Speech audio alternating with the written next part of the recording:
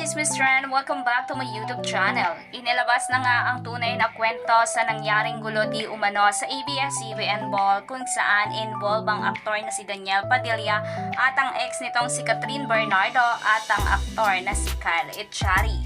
Ayon kay Christy Permin ay labas dito ang aktres na si Catherine Bernardo.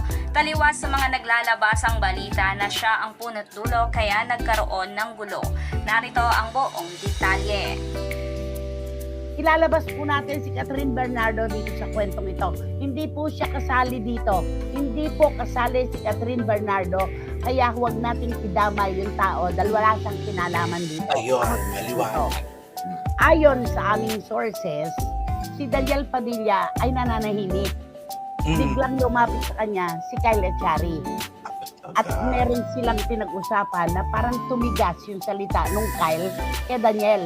Tahimik si Daniel May umaali-aligid si JK Labajo. Si JK, panguso-nguso na para bang upakan mo na. Parang ganon. Ay, nagbaan na. Meron, oo. Oo. Ang nangyari, nakita ni Richard Gutierrez yung ginagawa ng dalawa kay Daniel na nananahimik. Anong inaasahan mo na gagawin ni Richard? Natural, aawat, di ba? Natural. Natural, aawat pa. Oo. Aawat siya. Alam mong ginawa sa kanya ni JK Labajo? Bakit ka nandito? Sabi niya, ano gusto mo? Ay, hinamon ng tuntukan. Ang tapang. Si Richard Gutierrez. Mga kapatid, kailangan pa po ba naming ilarawan sa inyo kung gaano kagaling sa action scenes itong si Richard Gutierrez. Nung akma na nasusugod si Richard, nagdatingan ang mga security guard at ang iba pang mga tagapamuno doon.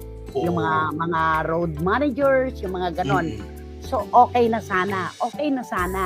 So, sila ay umakyat na. Si Tita Annabel, nalaman na lang niya na meron palang gulo sa ibaba. Doon na sa itaas kasi nandun na sila sa Skybar. Nagsimula pa pala ito sa babang initan. Oo, sa Skybar. Ngayon, ang kay Tita Annabel, walang pagkampi, kundi ang bantayan ng kanyang anak. Oo, Mas perfect. kilala niya si Richard Gutierrez. Kapag hinamon mo si Richard, hindi uurong. Di ba? Pag hinamon mo si Richard talaga, hindi ka uurungan. Ngayon, umakyat si Piolo.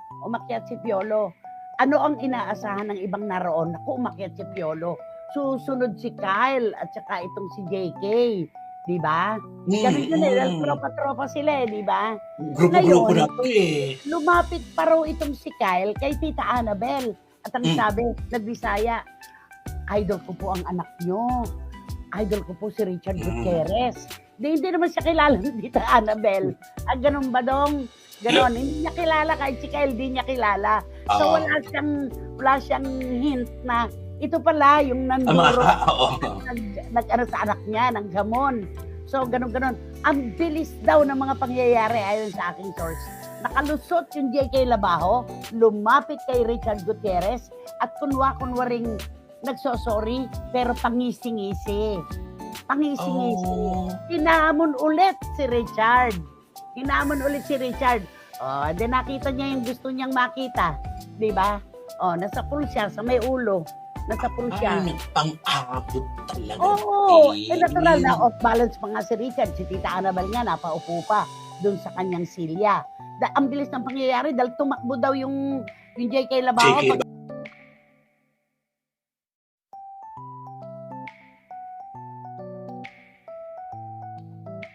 Samantala sa naging press con kagabi, ay tila iwas nga ang aktor na si Daniel Padilla na tanungin at sagutin ang katotohanan sa gulong nangyari sa pagitan nila ni Kyle Echari.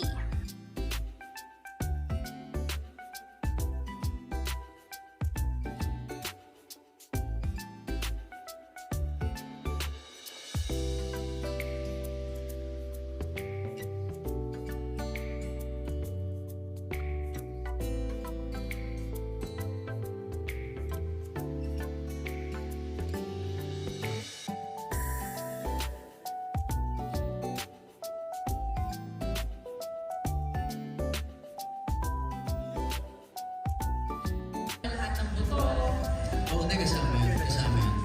Kasama yung matulog kasi di mo may iwasan na talagang yelo yung tinatak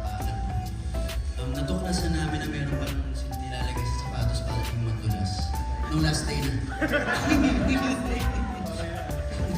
ba na? Di, pero okay lang. Kasama yun kahit sa, di ba, pag tuloy-tuloy yung action, kahit madulas ka, tuloy-tuloy pa rin. Kasama yun, kahit sa totoong buhay, nangyayari yun. Okay lang. Dahil yun ang nagpapatotoo dun sa action. Right. Okay, thank you. Thank you guys. So we're still Inaantay pa rin na liwanagin ng dalawang kampo ang totoong nangyari sa pagitan nila. Kayo mga ka-chismis trend, ano ang opinion nyo sa usapin na ito? Comment down below, and if you like this video, please subscribe my YouTube channel and click the notification bell para mas updated ka ka-chismis trend. Thank you for watching!